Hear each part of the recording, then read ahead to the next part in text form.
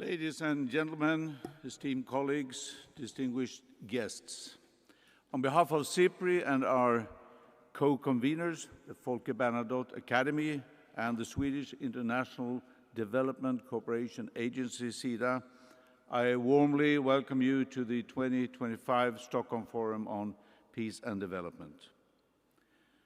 We gather at a time when the world finds itself in a state of profound tension, when the tectonic plates of geopolitics are literally moving under our feet. Armed conflicts are at their highest number since the World War II. State and non-state actors are resorting to force with increasingly frequency. International humanitarian law is being broken, and diplomacy is struggling in the face of polarization, disinformation, and entrenched politics. The last negotiated peace agreement is now nearly 10 years old. It was settled in Colombia.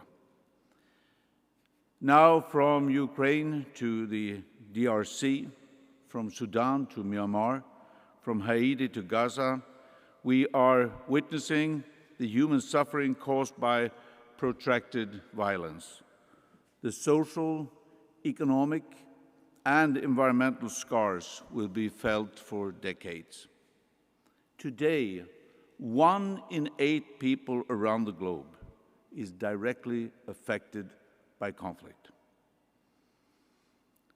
These wars are not just a failure of diplomacy. They reflect a failure of our collective responsibility to uphold peace, to protect civilians and prevent conflict. The situation in Gaza, not least, has become indefensible as evidence mounts on the use of starvation and indiscriminate bombardment. SIPRI's latest data shows that global military spending has surged to an unprecedented $2.7 trillion, marking the steepest rise since the Cold War. And as defense budgets soar, funding for peace and development shrinks. Political and even public backing for governments to support peace and development is being eroded, now challenged by rising self-interest. And these funding cuts are not abstract. I know you in this very room know about this, because these cuts endanger progress across sustainable development goals in health system, in gender equality, in environmental protection, in climate adaptation, and in conflict prevention. And all this, in turn, put our collective security at risk. Many of these decisions have been met by anger. They should also be met by resolve. Questions about the value of development and peace building are not out of place.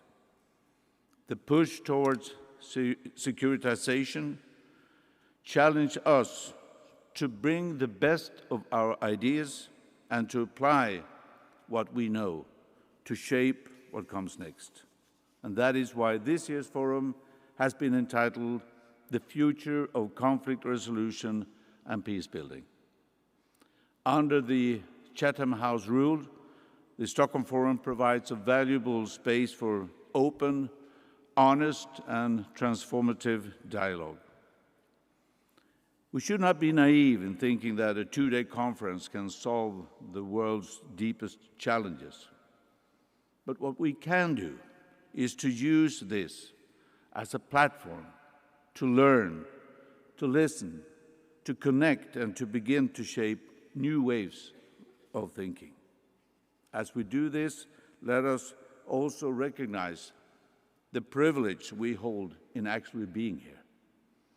In a world where so many are silenced by violence or denied a seat at the table, our ability here to meet, to speak, and to listen is not a given. It is a responsibility, one that we must carry with humility, urgency, and purpose. In this interconnected security landscape, no actor, no sector, and no community can do it alone.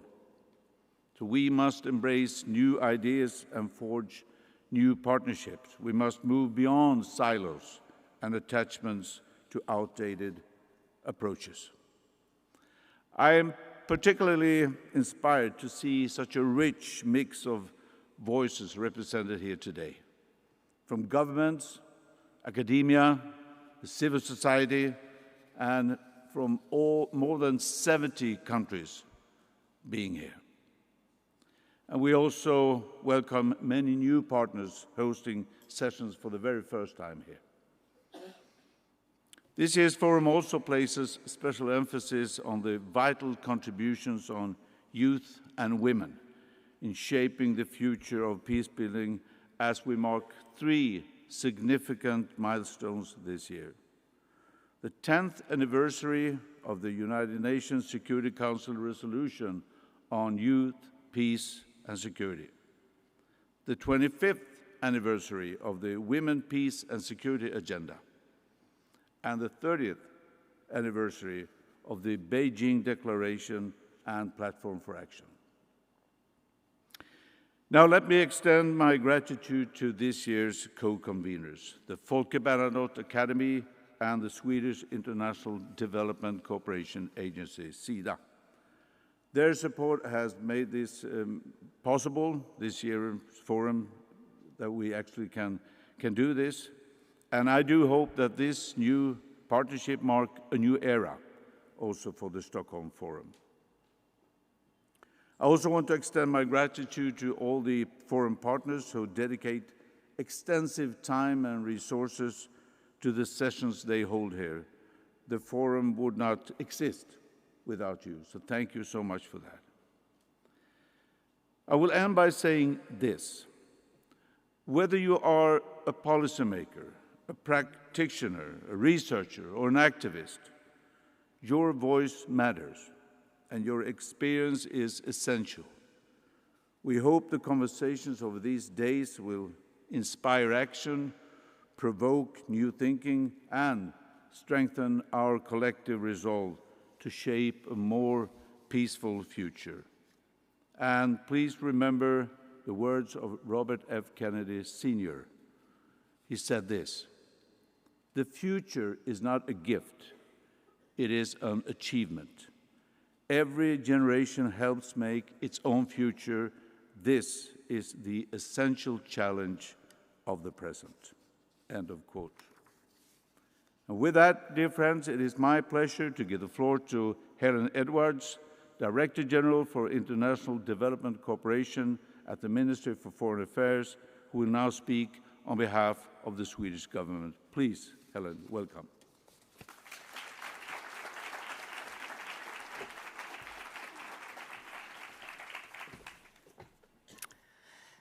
Thank you so much, and thank you for inviting me, distinguished participants. It's an honor to be here today and to represent the Swedish government.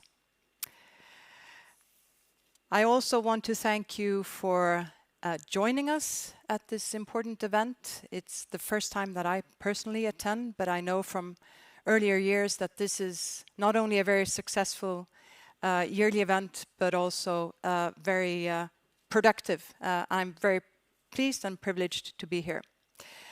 I also want to take the opportunity to, of course, thank SIPRI, the Folke Bernadotte Academy, and SIDA for arranging and hosting this event.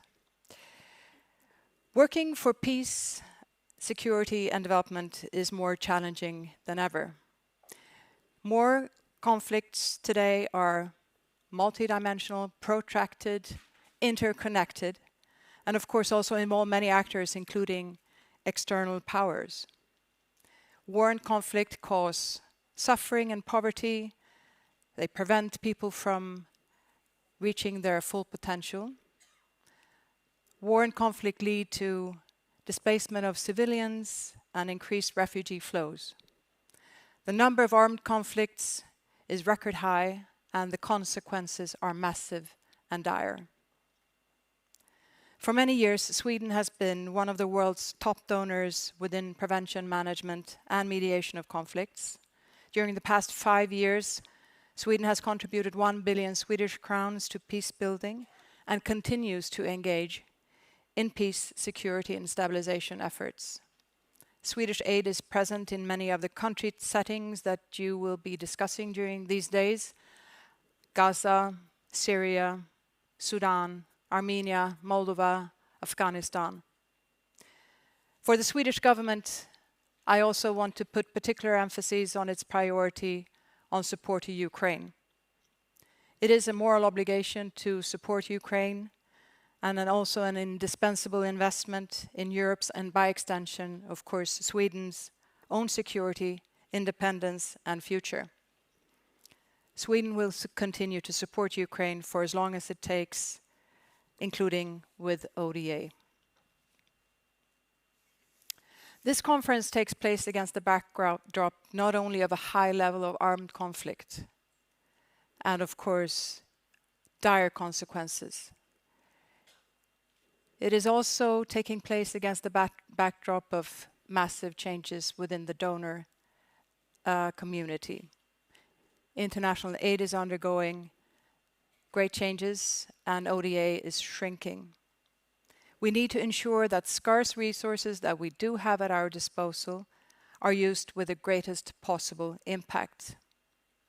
A few years ago, the Swedish government launched a reform agenda for development cooperation, trying to make better use of available resources by focusing more clearly on a limited number of thematic and geographical areas, and also looking at the way that we do development cooperation.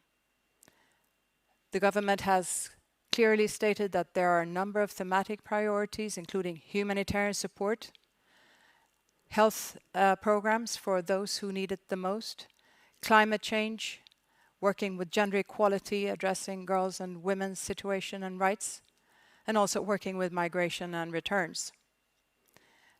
Democracy and human rights, addressing the democratic backslide and also supporting human rights defenders and upholding rule of law is a main priority of the Swedish government. But when it comes to how we do development cooperation, there are also major changes, including looking at how we can achieve greater impact on the ground for those that need it the most, increasing transparency when it comes to doing development cooperation, addressing corruption, and also working with new partners to ensure that we can also use development cooperation public funds for the mobilization of additional investments in global development. Also for the Swedish governments, it's critical to invest scarce resources where they make the greatest impact in those countries when there is political will to address the situation and development of that country. We want to engage with actors who show commitment inside and outside of government for real change. My final point relates to the global discussion, of which, of course, today's and these days conversations also make a part.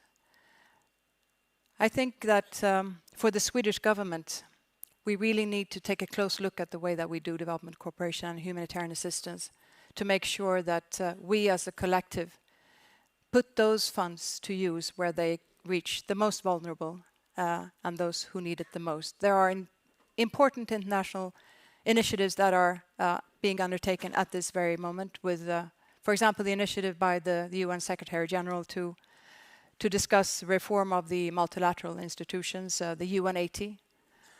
There's also an initiative called the Humanitarian Reset to look at the way that we do humanitarian support, making sure that we do indeed reach those that are most in need, the most vulnerable, and that we ensure that we also address, for example, international humanitarian law and work with new donors as well within the field of humanitarian assistance. Sweden strongly supports these discussions and will engage very intensely in making sure that we do have an international architecture and ODA for the future that meets the greatest needs. And I think that today's conference and the ensuing discussions during these days really form an important part of that broader conversation to make sure, with the experience and the voices again that are represented in this room, we can both discuss in detail where we can make a difference, but also look forward at the broader picture as well when it comes to reforming and restructuring and making sure that we have an international system that is as effective as possible. I want to close by thanking again everyone having joined this conference. It's a privilege to be part of the opening ceremony on behalf of the Swedish government. Again, thank you to the organizers, and I look forward to listening to the continued discussions, and I wish you very productive days. Thank you very much.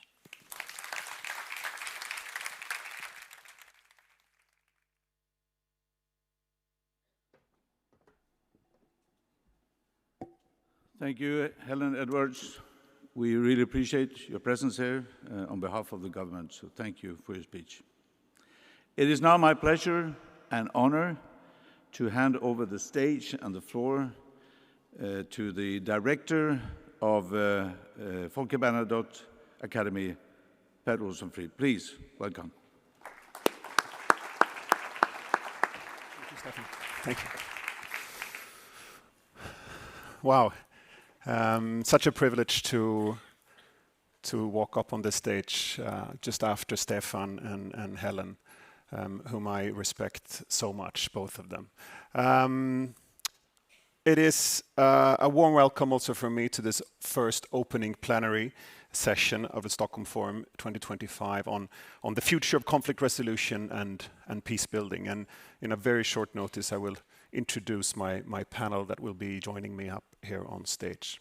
I am really delighted to see so many of you joining us for today, for the session and for the forum.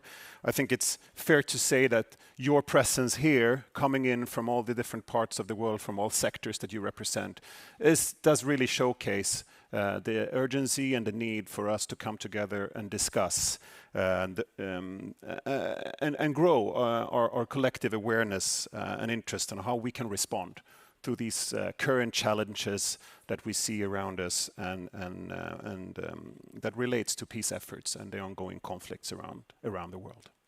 So my name is Per Olsson Fridh, Director General for FBA, and as one of the co-conveners of this forum, it is my pleasure to, of course, open and facilitate this first session.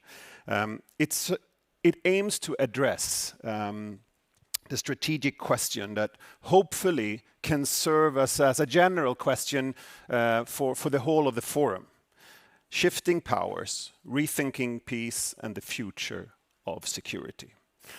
We are, during the coming hour, we're trying to identify some common trends to see how the new world order and what it requires from us in reflecting of the future of peace and security.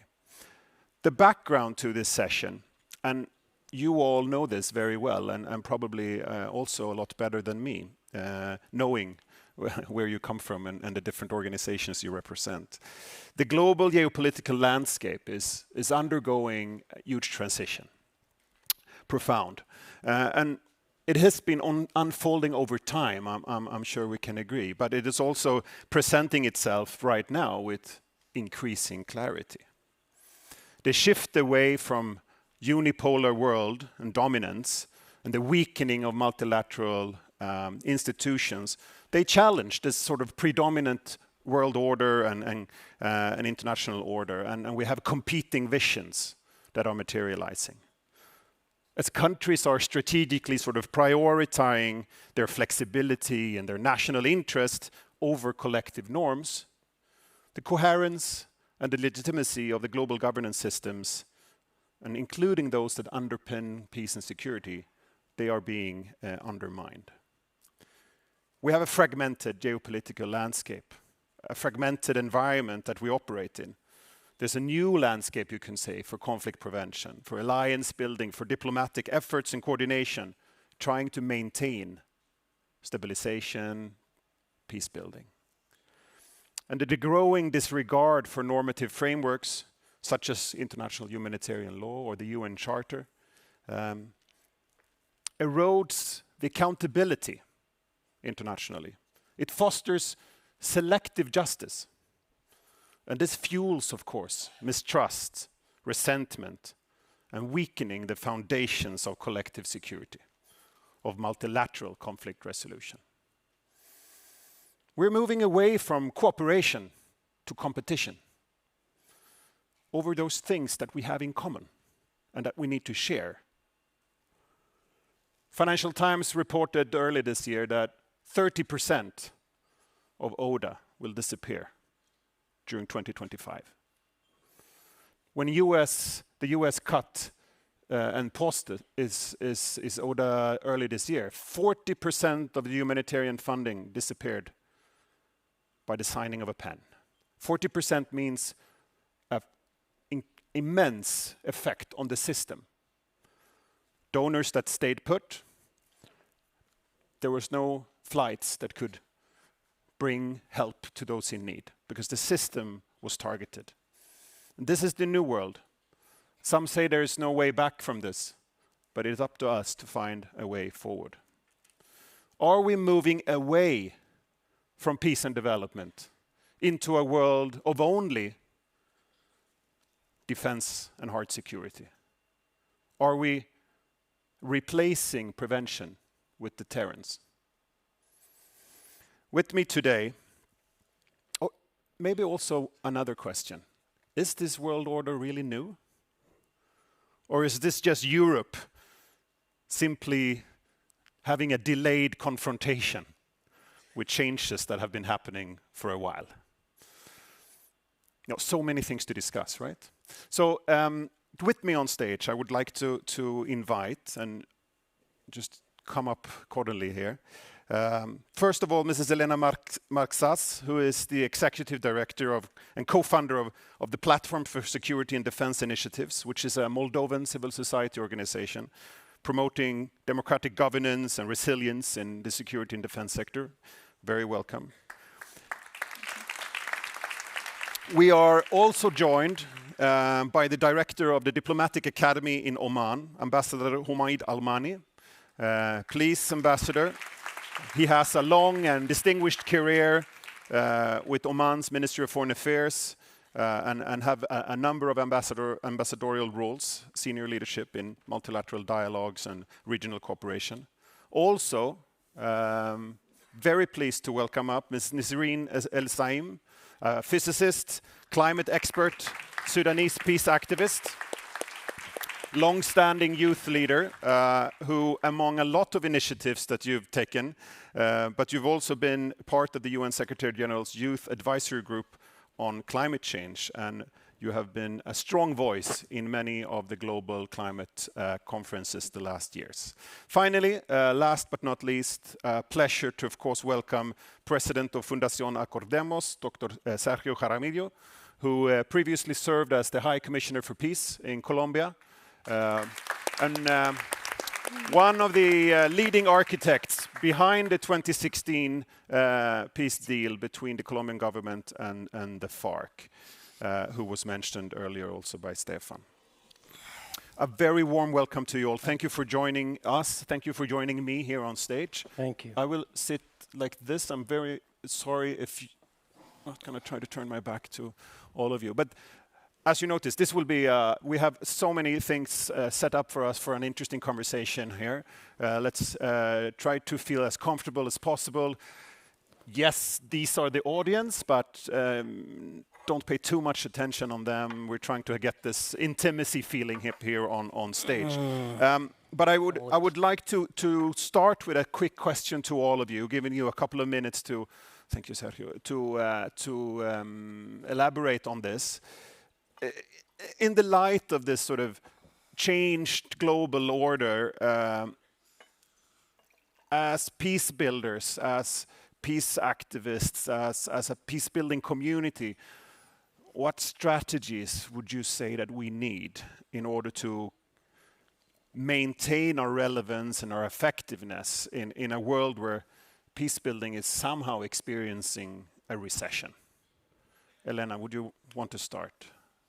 Thank you very much. Thank you for the invitation and bringing Moldova in these discussions, and why this is important to orient our attention to the Eastern Europe. And for us, this transformation and this seismic transformation of the security world is very important, because here we are discussing not only of this clash of powers, but about the reviewing of the norms, of the legitimacy, of the way how we cooperate. That's why we need to, in this environment, in different environment, yes, to bring awareness and to understand how can we work together, that different voices can be had.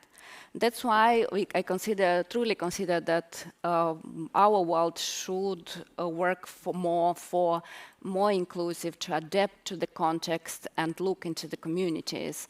And this could be done into 3 directions, in my opinion. First of all, peace strategies must shift from being top-centered to go to the regions, to localities, to communities. Second, facing the hybrid threats, climate insecurity, we must invest in integrated approaches. And I will give you an example from Moldova. We are facing unprecedented hybrid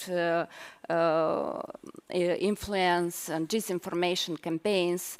And to answer, to counter this problem, we need, first of all, to solve the problem of our division of the society and our vulnerability. So we need a very a complex approach to respond to these threats.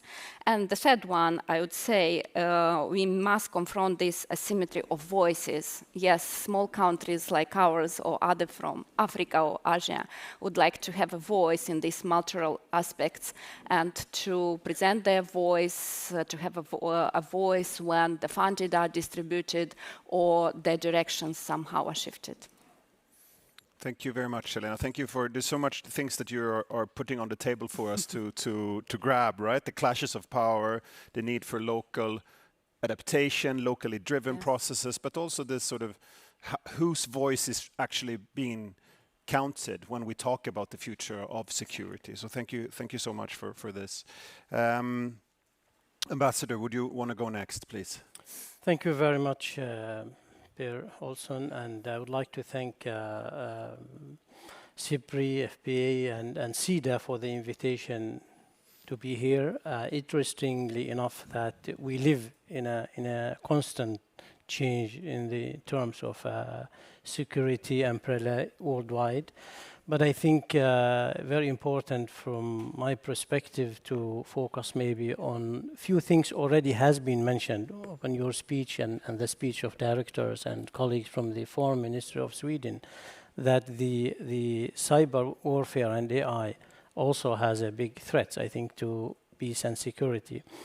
Definitely, I think the economic power shift today has a tremendous effect on how we interact with our state or non-state actors. I think also the military advancements that we live in today has a tremendous ability to change toward different sectors, whether it's political societies or toward non-state actors as well. Technological developments on cyber threats, this has become an eminent into a conflict, and that has also been a case where we have seen it in many crises that it plays an important role, and I think it's important that should be noted also and taken into consideration this technological advancement. Few countries, certainly like Oman, I'm not sure how much we can invest much into this, but it is certainly required some collective efforts. Definitely this has an implication on also the role of non-state actors when it comes to technology and AI. I think one of the aspects already been touched also, the weak multilateral system that we are facing today. So it's a big challenge how much collectively then we can have some roadmap toward a better international system that function in a global changes. Humanitarian crisis, certainly, you've mentioned it on your introductory speech, that it has affected worldwide, and I think this is required attention from all of us, whether we do it by state or non-state actors. Thank you. Thank you, Ambassador. And you're alluding to the complexities and the sort of the multidimensional aspects of conflicts today, mentioning economy and cyber threats, AI, but also the complexity of the increased number of non-state actors who are involved, and this, of course, implies a lot of things on the system, and this we will come back to. So thank you very much. Nisreen, you want to come in? Yeah, just like my fellow panelists here, I want to thank SIPRI, FBA, and of course SIDA for having this forum. And I'm also glad to be back again to this stage. Well, I think the very obvious resolution or situation we are in right now as a world in total is not only because we didn't see a lot of things coming, we actually did, but we said, oh, no way this will happen, and it happened. And again we said, oh, no way this will happen, and it happened, and it kept happening. So I think we should at least at the beginning be honest to ourselves and say there is no impossible in this world. Everything could actually happen, and this is maybe the first step to really actually have an action, because if we stayed in the state of, oh, it will not happen, then it will be very hard to deal with afterwards. I think secondly, we learned from being kids in school that prevention is better than cure. Yet we all wait for the catastrophe to happen, and then we try to react to that. So instead of being the actors, we are the reactors. And whenever we try to contain the damage is normally bigger than us. And it takes us many years and an enormous amount of resources to really contaminate this damage. I think we should learn more from nature. Birds migrate before the season actually comes. Bears and other animals, they hide food before the winter comes. Dogs and other big cats, they anticipate the storm is coming and then they go into their places. There is no creature waits for the catastrophe to happen to act but humans, and then we reclaim that we are the most intelligent. So are we really? I mean, and we are clapping to the fact that we are not the most intelligent. I don't know, really. But luckily, there is a new sector, and it's very much growing, which is the sector of futures, the anticipatory science and diplomacy, the foresight diplomacy also, and the foresight work. And I think these tools are really important right now, and science is going enormously up. And of course, we have AI, and we have a lot of things and tools that we can definitely use to make the world better, but we can also definitely use it to make the world worse.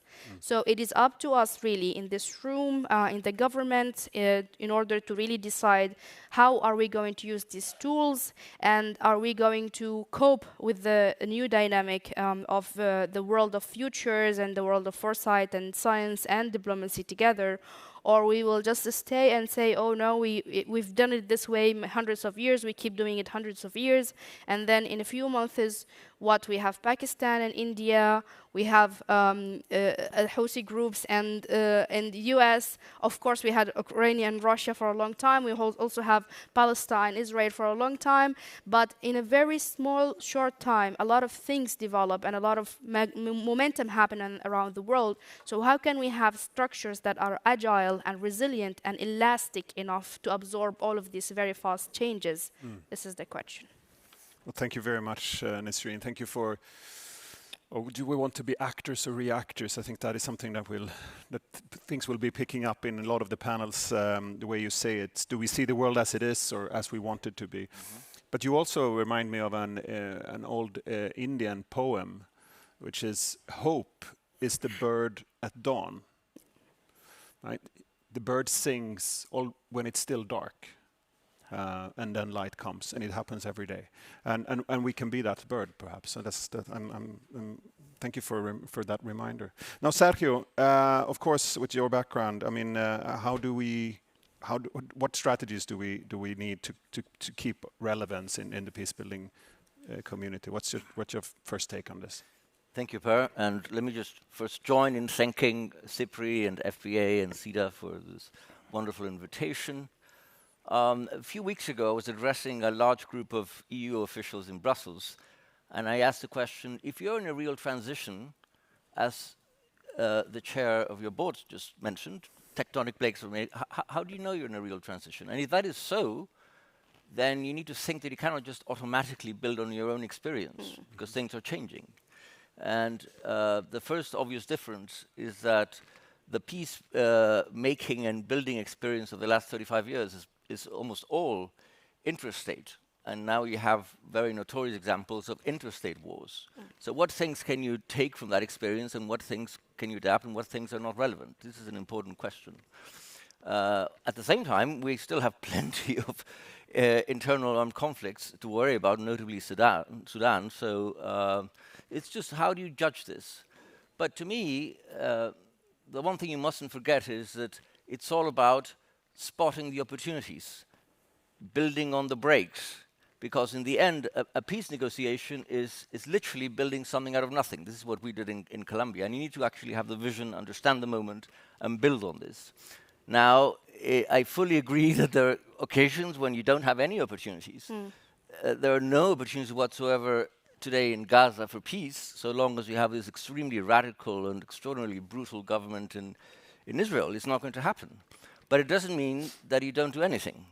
And I think there are two things you need to do. The first is work on creating conditions.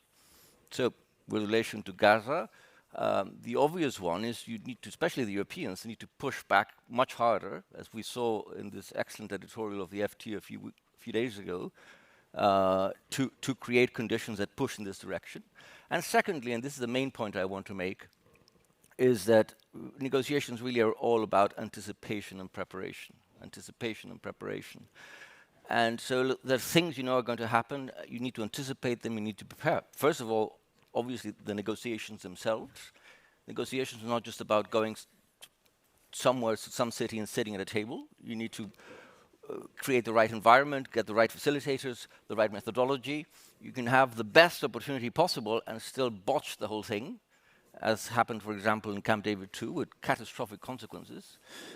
Second, you need to really work much more on aligning the different countries, avoiding competition, which has always been so strong. I advised myself the Afghan Republic in the negotiation with the Taliban, along with Jonathan Powell, and it was shocking to see the competition amongst countries in such a serious thing.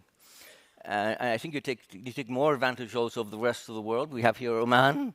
There are many other people who have something to say. In Colombia, we have a few things to say. We've created a foundation, Acordemos, to help with other negotiations. And lastly, there's some technical things that you're going to need. For example, in the case of Ukraine, there's a lot of talk about a European peacekeeping force. But actually, what you really need to discuss, and you don't see any discussions on this, is what does a really robust monitoring and verification mission look like? Because the war is going to end. We've known this since it started. It is going to end. And a lot is going to depend on not repeating the mistakes of the Minsk process. Now, this needs preparation. It needs to decide who is going to run this, who is going to provide the troops, what it's going to look like. We did a conference on this with FBA, Acordemos, and CCCPA in Cairo in November, precisely to encourage the thinking. So anticipation and preparation are the key. Thank you, Sergio. Somehow we have to acknowledge that we're moving into something that we don't really know what it is. Yeah. But at the same time, there's a lot of experience that we need to use. But how to adapt that experience into this sort of new environment.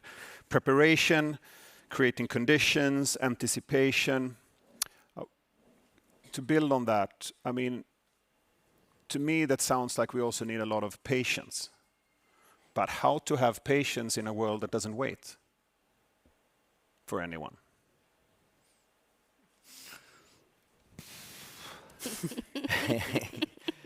I would say, and this is something we may discuss, I would say that we also need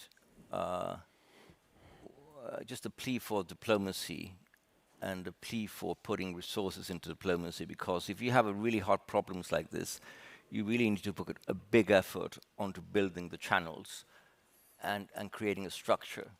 And I'm always shocked myself when you think about examples like Afghanistan. I mean, your director mentioned that basically international cooperation is being wiped out, and diplomacy is being wiped out, and all the resources are going to defense. And I understand this, and we're going to discuss this, but you have to have some balance. You cannot have the situation you had in 2010 in Afghanistan, where the US had dropped $2 trillion into Afghanistan for the military side of things, and the diplomatic solution was one man Holbrooke with a tiny team of the State Department flying in a plane around trying to see how you end the war. I mean, these things really need a lot of resources as well. So I think that understanding that it's all one thing and that you need to put resources into the diplomatic side of things so that you can actually bring this to the most convenient end is a key piece of the puzzle. Thank you. So many of you are touching on sort of the issue of multilateralism and the joint institutions and the norms that they uphold, and also that, you know, as I try to put it, that they are also sort of being losing its relevance, losing its momentum, and we are sort of also definancing them in a way. So, Elena, to come back to you. In your perspective, partly from a CSO perspective, what do you ask and think of the multilateral sort of approach here? How can multilateralism sort of reclaim its purpose in this landscape?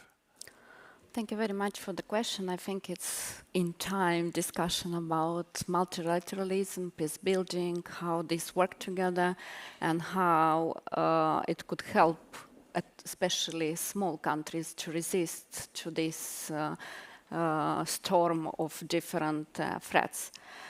In my opinion, multilateralism is not obsolete, but it was contested. Now it's time to reclaim the relevance and legitimacy. But for this, we need, again, some conditions. And first of all, we need in real-world impact, not only declarations, not only good strategies, and shifting from normative to practical legitimacy. And here we are discussing about conflict prevention, about cyber digital safety, humanitarian delivery. The second one is the fact that we need an authentic inclusion. And again, we need to revise the reform, the UN Security Council, the G7, G20, and their processes must go beyond tokenistic adjustment.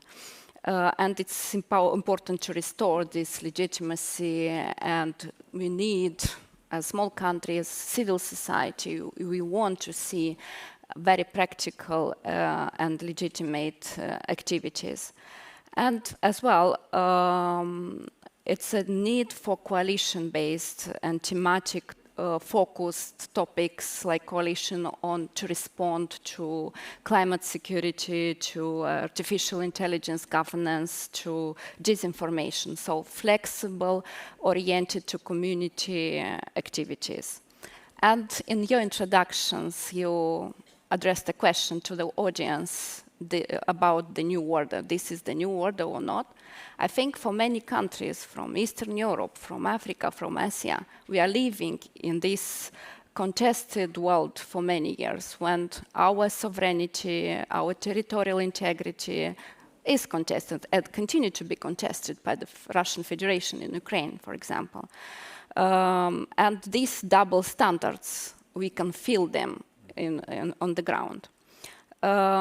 Yes, and we can feel the limits of these multilateral frameworks when there is a kind of inertia in this kind of gray zone. We cannot see very clear steps and strategies. Yes, but from the other hand, it's not a threat, it's an opportunity, yes, as I totally agree with my colleagues, to be honest, to be transparent, to revise the norms and this cooperation, how could we construct this?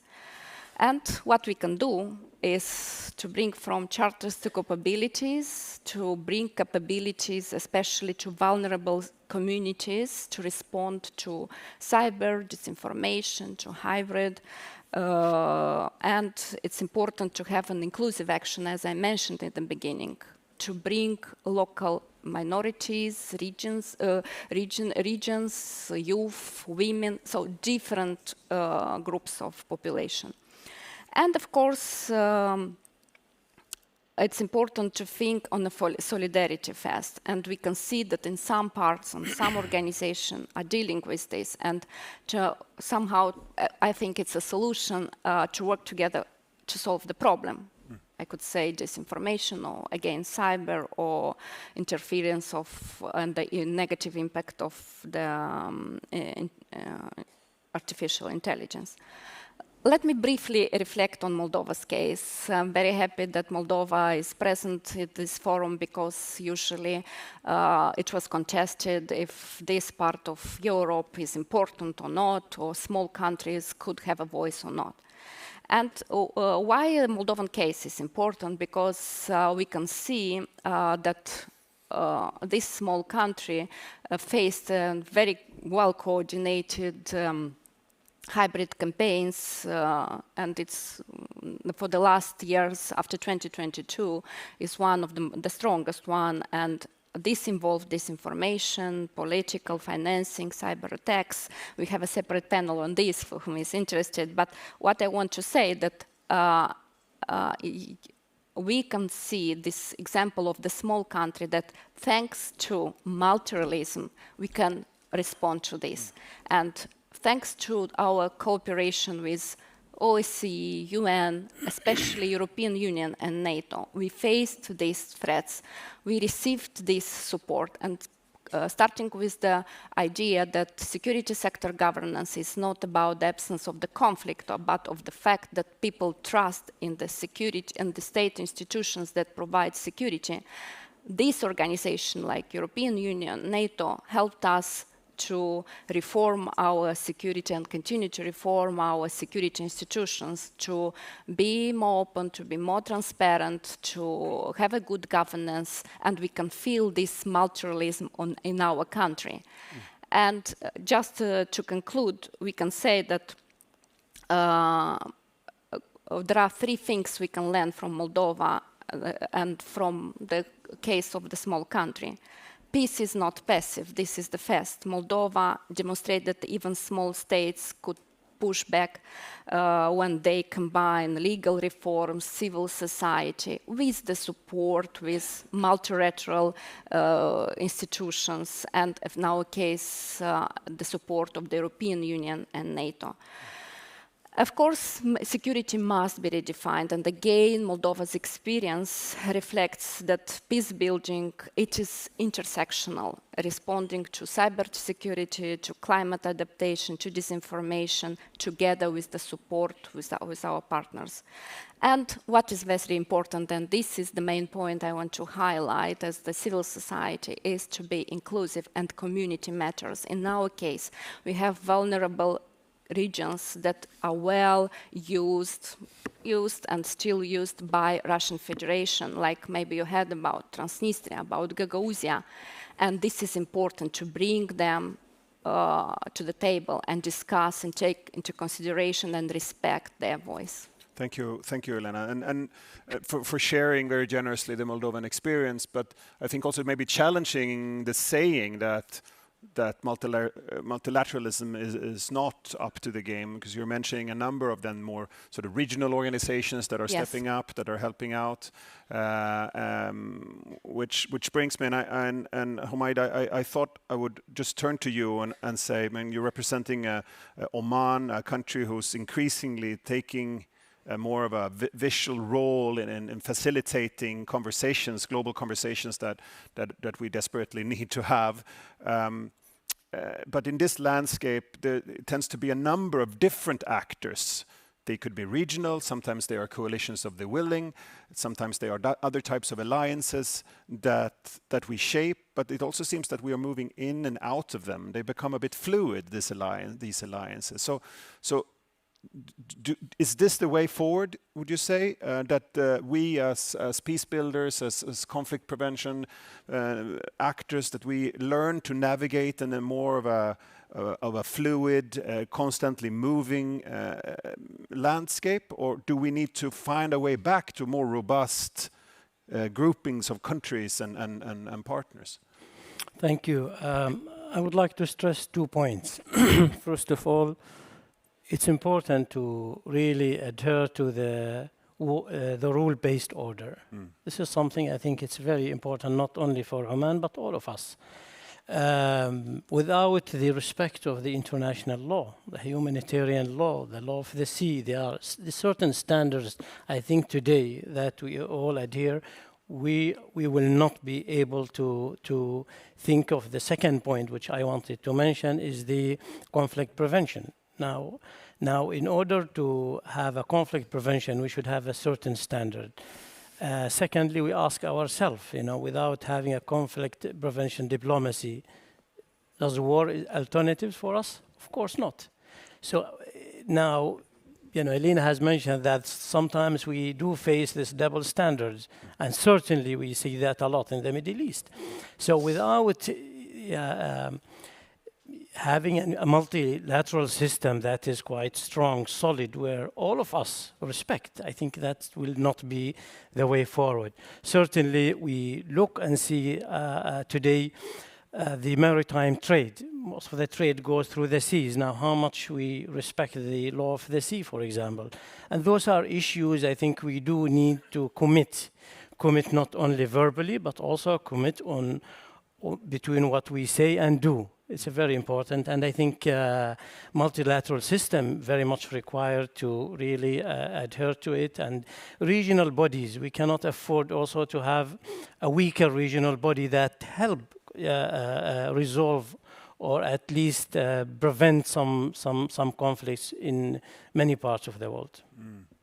So in a way, the competing system is not necessarily the problem here, as long as everyone can come back to standing behind the standards and the rule-based sort of norms. Is that how we should understand?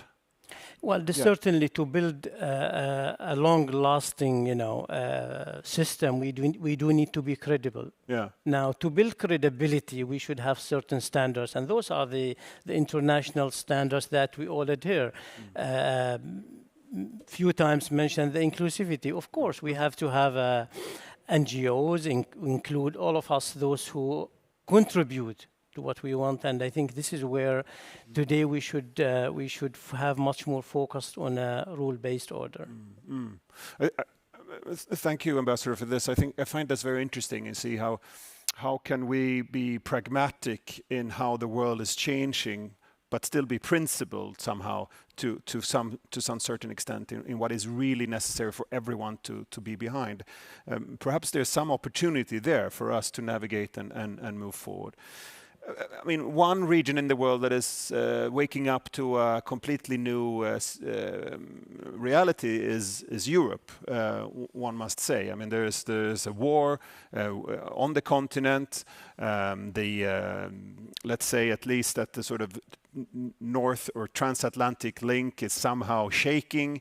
The prerequisites for security and security guarantees in Europe is definitely different since just a few months back. So I wanted to take the opportunity to sort of mirror somehow the situation of Europe and the potential role of Europe from an African or a Latin American perspective. So Nisreen and Sergio, this question comes to you first. And from your perspective, what should Europe do to sort of pursue its sort of strategic autonomy, let's say, because this is the word of the day. But how should Europe play its role? And what role would you need Europe to play, would you say, from your perspectives? Yeah. Nisreen, you can start. I think with the question of the European continent, I think we are shifting a little bit away from the polarity of Russia versus America. Mm-hmm. and which is a polarity we had all the way even before my mother even born, the Soviet Union, the Cold War. I mean, it's a long-lasting polarity, and we really need to spin off this polarity. With the US, for example, we had a small trail of what is happening right now 4 years ago, because this is not the first time when everything and all the democracy that US is representing or claiming to represent is shaken. It's the second time. And this time is different because there is a lot more allies, unfortunately, and internationally, the cost of war is definitely less than the cost of peace. So I think the role that Europe have to play, and not should play, have to, there is no other alternative, unfortunately, is how to make the cost of war higher than the cost of peace, and how to really gatekeep somehow the flow of different things, weapons, I think create new allies, somehow incubate the new actors and new mediators. I think there is a lot of possibilities how Europe could actually react to the different situation right now. But I think I will just go back for what I said earlier. How to shape the future, not only reshape ourselves into fitting the future that is being shaped somewhere else. Thank you. Sergio, you want to build on this? Yes. Yes, we're obviously at a critical moment for Europe that doesn't need any explaining, but the obvious phrase of the opportunity in the crisis comes to mind. I was at an FBA retreat last week where Jan Eliasson spoke about the need to have Europe play a much larger geopolitical role, and that seems evident, but I do have 2 or 3 questions. First of all, I mean, Europe, if I may just state the obvious, is not a country. And so how do you build the will to play this role when in almost all the large countries we have political parties that are against this project and that have other ideas? Because if you're going to play this role, I mean, one thing you cannot do, for example, is slash all your international cooperation budget, because then you're going to spoil your relations with the rest of the world. You have to explain to your electorate that this is a priority. So how are you going to do that? My second question is, I am based in Brussels myself, have been for some years. My second question is, where's Europe's brain, actually? Because if you think about it, you have the Commission thinking some things, you have the Council thinking things, you have the External Action Service thinking things, you have the capitals, and you don't really see a place where all of these things come together in a way which you think, okay, this is where it happens. And my third point is, where's the strategy? And I honestly don't see the strategy. And I will speak now for a second about Latin America, because in many ways, Latin America is the obvious ally for Europe in the current circumstances. Not necessarily the most important. I mean, economically and in trade terms, it's dwarfed by Asia. But in terms of actually having an ally that believes in upholding international law, there's no region of the world that has internalized this more than Latin America. Latin America had a huge role in San Francisco in '45. Latin America is, to a large extent, behind Article 2.4 of the Charter, the language of prohibition of the use of force and threat of the use of force, conquering territory. And yet, you don't really see a European strategy. Now, it's true that we're not going through a good moment in Latin America, and Europe does not have the best interlocutors. We have governments that are on the extremes on both sides, and we have some, frankly, shocking things, like seeing the president of Brazil watching the parade of the Russians that are killing the Ukrainians a few days ago, which actually one of the most serious papers in Brazil called yesterday a day of infamy for Brazil, which I agree completely. So it is difficult. But there is a great reserve in Latin America of goodwill for this. And we've been with some friends running a campaign of solidarity with Ukraine, and you see all the large newspapers get it.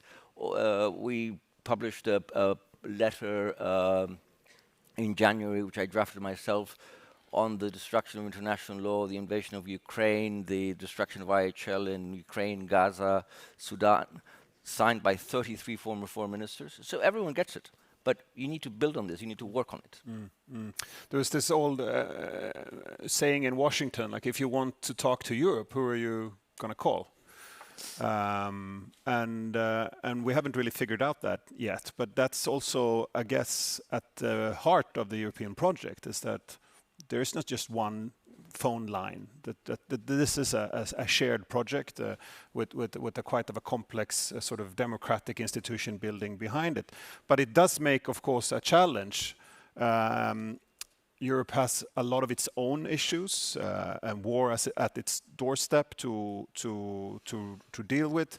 Then you have the instability in the neighborhood that it, of course, has to react to and play. And then, of course, the need for global alliances in order to move forward on another level. So there's a lot to do at the same time, I think, for Europe. If I may add something here. Yes, Nisreen, thank you. Come in. Thank you. I just want to ask the audience also here, because it's also important to listen to them. But when is the last time when you recall a military interaction in some place that actually solved the problem without creating bigger problem? If you recall any incident like this, please raise your hand, without creating a bigger problem. So I think the answer is very clear. There was never a direct military interaction that solved the problem totally without creating a bigger problem. And this shift to militarization, the European budgets and more investment in weapons, and it's just an act out of fear. We are basically going back to the caveman mindset, where when we are afraid, we just protect, and by protection, we don't even mean long-lasting protection. We're talking about immediate protection. Protection for whom? Protection from what? I think these all are questions that we need to really ask. And then you earlier also asked me about Africa. Africa doesn't manufacture weapons. In fact, we don't manufacture anything at all, almost. But we still get a lot of weapons coming from different places in the world. And this is what I meant earlier by making the cost of the war higher. You know, war is just like a fire. It needs oxygen to breathe and fuel. It needs something that is burning to burn and make it, and it needs a spark.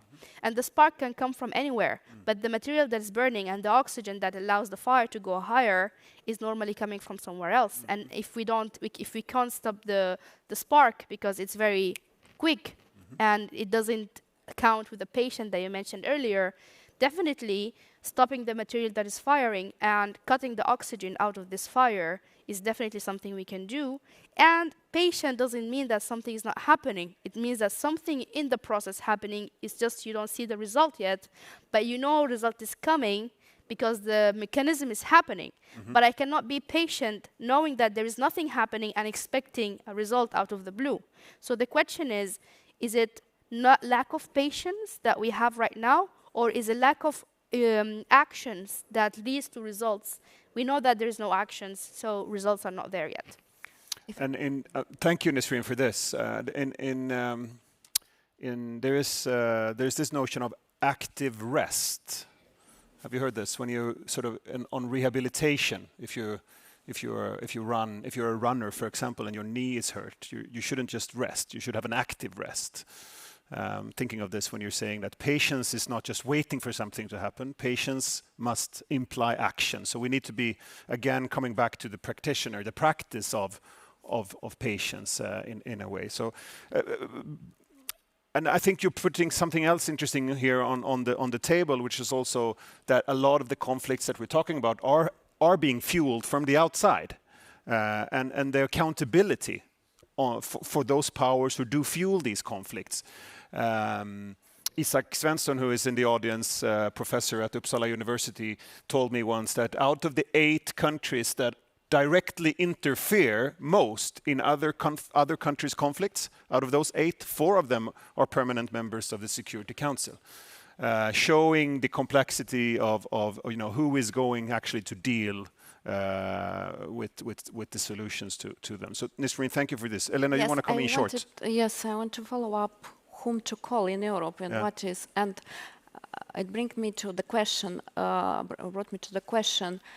and whom to trust. And I'm looking at the title, Shifting Powers and Rethinking Peace. In what part of the world, whom you trust more? And now we can see these countries like sharing different types of values, like BRICS countries they created their parallel order and another order. And in this context, these small countries, where they want to orient and how to solve the problem. This is the question again, and this is the main problem of and why disinformation is flourishing, that somebody somewhere deciding for us and not deciding, and maybe the solution is here is to empower the communities, to bring them into discussion and give them this voice and understanding, and because these are the communities that first feel this insecurity, and bringing them, yes, this kind of intervention, military intervention will not solve the problem. We can see a lot of examples in this regard. Thank you. Humaid, wanted to come to you. I mean, Nisreen is alluding to this issue of also this increased military spending, not least in your region. A lot of countries are spending a lot on their deterrence.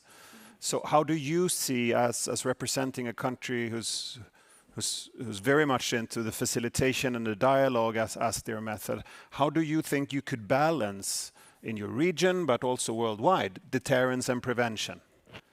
Thank you. I don't think we should invent the wheel. We just need to be committed to what we do.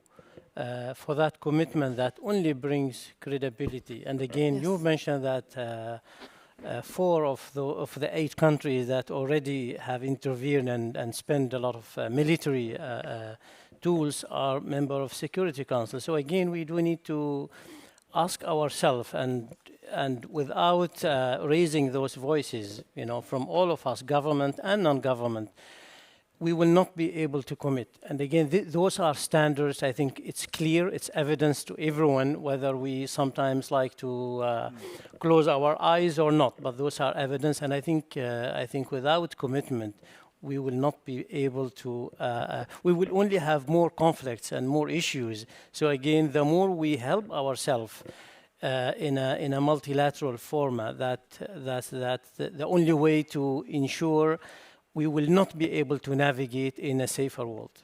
Thank you. Sergio, I mean, I'm thinking also of your background. Sergio is an old Ministry of Defense guy. In Colombia even.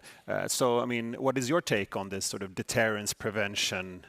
Is that, are they conflicting, or are they actually just 2 sides of a coin that we need? And what would you say? I think from a government point of view, to me the key thing is to understand that you are facing one war, and that you need to coordinate all the instruments at your disposal. And that means that, I mean, in the case of what's going on now in Europe, you do need the military build-up in the face of this. In the case, in particular, of Ukraine, it's extraordinarily important that Ukraine keep its military support. I actually thought that what happened, this extraordinary meeting at the White House months ago, I actually thought it was a good thing for Ukraine, so that the Europeans would pinch themselves and guarantee some basic support, because what the Ukrainians cannot do is go into a negotiation led by the Americans, where they can just simply cut off what's happened to the Afghans.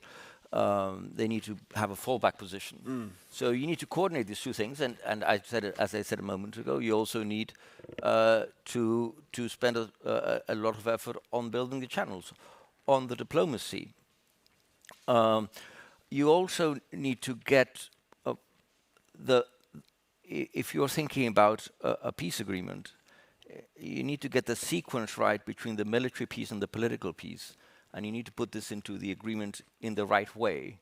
And in many ways, the success of our own negotiation was built on a framework agreement that came out after 6 months of secret talks that clarified that sequence, what each side would do once we signed. And so FARC, which was the largest insurgents of the history of Latin America, nobody thought would ever disarm. In 8 months, did a kind of textbook disarmament process led by a UN Security Council mandated mission, and by our office. And finally, on these issues, you need to also be very careful with the with the communications, because you're fighting a war. So you cannot demoralize your soldiers. You have to begin very carefully, and only when you have some solid ground should you go public. Now, this is the ideal case. In some ways, what happened in our case was the ideal case.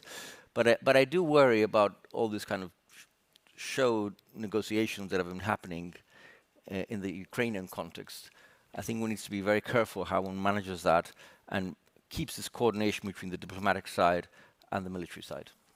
Do you think this understanding of the need of, yes, we might need a military build-up, but we also need these investments in diplomacy, in civil crisis management, and in peace-building efforts? Do you see this understanding of this mutualness in the world? Well, the funny thing is that the ones who really get it are the Russians. I mean, the Russians, they really run a strategy where they run circles diplomatically around most others in Africa, in Latin America. They know that this is critical to support their crazy and, in my view, criminal efforts in Ukraine. So you need to do the same. It's not just how much you're going to spend on the defense budget, is how we're going to actually strengthen this relation, how we're going to convince the rest of the world, how we're going to relate differently. I'm not a friend myself of the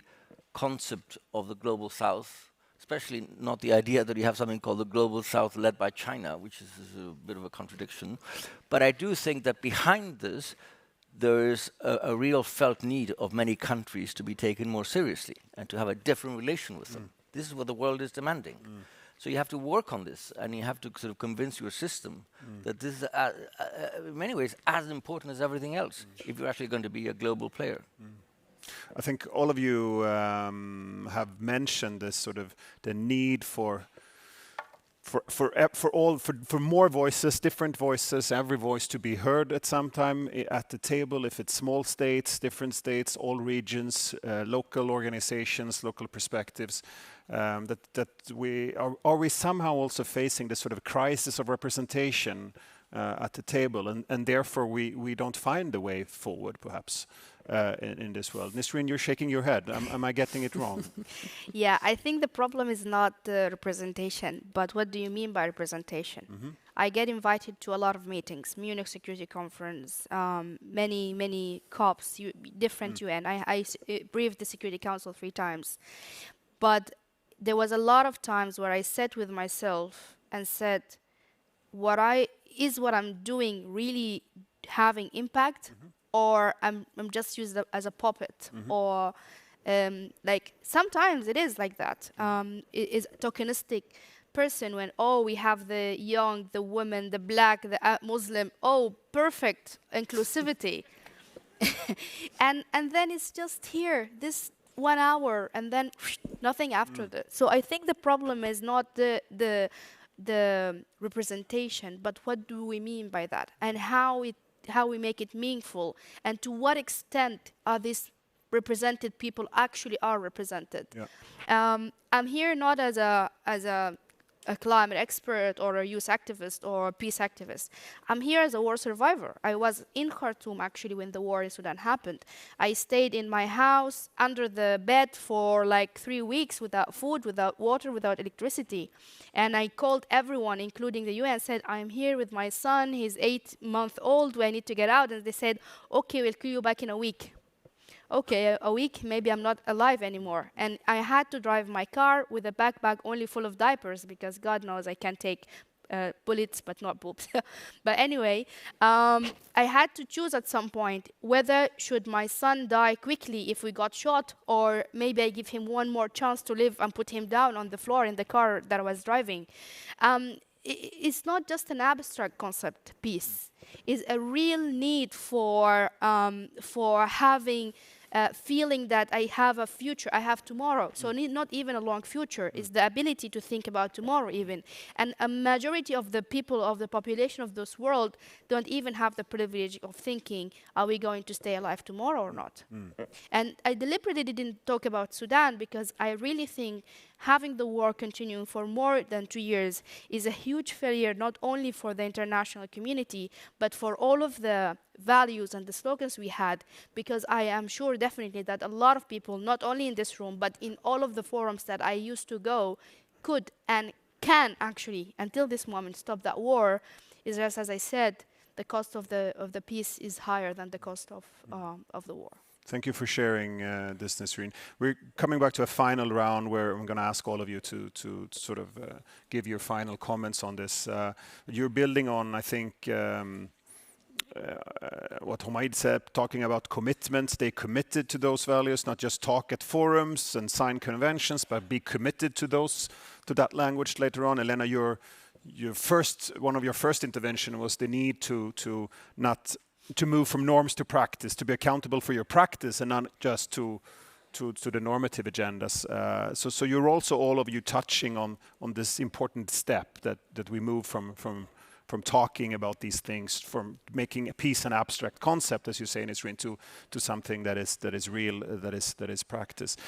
This has been a really, I think, rich discussion. I'm thinking, as I said before when we started, that this first conversation is meant to spark the feeling of momentum, the fact that we do have a lot of things that we need to talk about, the things that we need to solve, that we need to move forward on. So I think you put a lot of good food for thought on the table, on the scene, for all of us to pick up during the forum now in the respective sessions that we move into. We have touched on the clashes of power, but the need to move beyond that and see inclusion in a new way. We talked about the importance of local adaptation and locally driven solutions.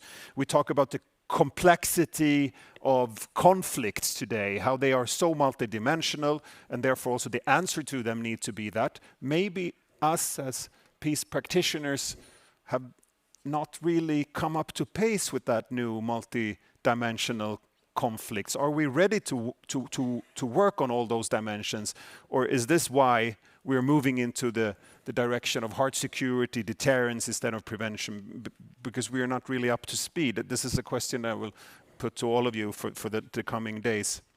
To see the world as it is, not as we want it to be, but keep our eyes on where we want it to be, so that we can continue to imagine and be able to have a tomorrow as well. And spotting opportunities, creating the conditions, and an active patience in a way, moving things so that we have the opportunity and can seize it when it comes. We talked about aligning those who do compete today so that they can cooperate tomorrow, finding those alliances, maybe be pragmatic on who is in what group, but be principled on the rule-based order and the values that and principles and the commitment to those that we need to move forward on. So all of this we touched in just a bit more than half an hour, 45 minutes, and I think that is an excellent introduction for the rest of the days of this forum. But I want to give you each of you an opportunity to wrap up your own sort of reflections on this topic, and an opportunity to give one or two takeaways that you have from this conversation, and give it to the audience for working on them for the coming days. Elena, do you want to keep it short to 1.5, 2 minutes, I think, so we can hold on to time. But you can start, please. Yes, main conclusion of our interesting discussion is we need, maybe it's in fashion words, but I truly believe in them. We need to be proactive. Diplomacy should be anticipatory and understand the communities, even if big powers, they don't believe that small countries are important, but we can see what problems could be small countries create for the security of the regions, at least. Yes, to bring these communities, regional organizations, different voices, at least to solve the problems that after this could be transnational. And what I really believe that we need to work together on a strong strategic communication and to bring our narrative to the communities, to the world, to our regions, and make us understand what is really happening. And for multilateral organization, for big countries, it's in this case, it's easier to understand how to help and how to prevent. So the key words is anticipatory, prevention, and strategic communication. Thank you, Elena. Humaid, you want to come Thank you. Issues overlap, but sometimes I would like to also to throw this word of nationalism today. Yeah. How much, we should have a national interest that is certainly legitimate, but how much our national interest can damage our neighborhood as well, because without having thinking toward the neighborhood, how much we act and interact with our local environments, how can we achieve peace and sustainability? And those are issues sometimes I think we speak about inclusivity, but we say, no, I don't like this, as my friend mentioned about the South-South or South-North.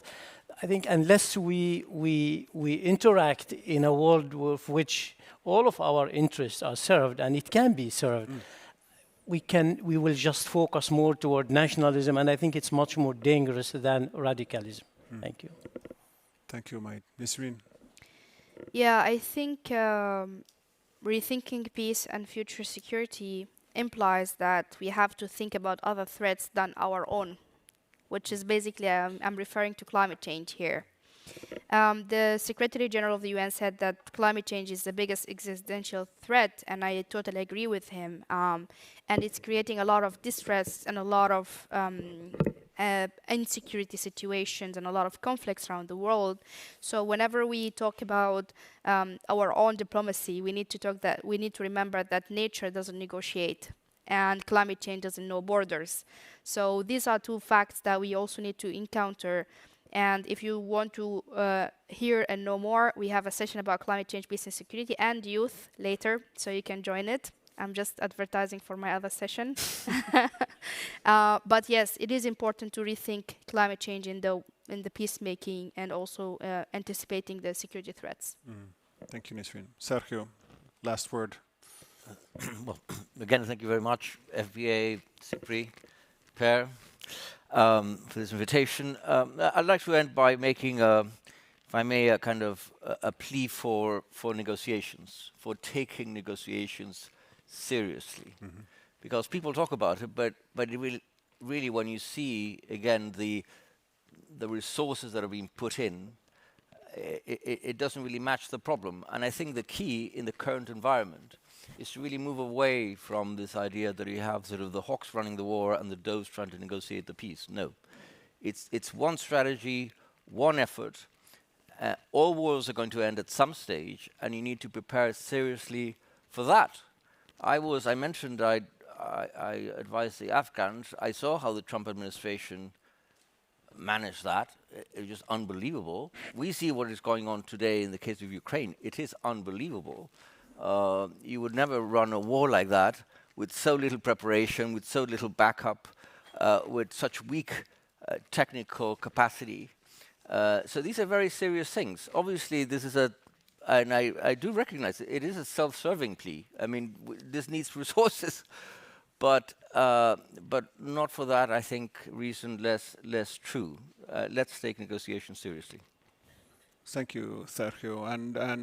And I think what you were all alluding to and mentioning in your different ways with your different perspectives, and thank you for that, is the urgency of investing in prevention in a time when crisis and conflicts are on such a rise.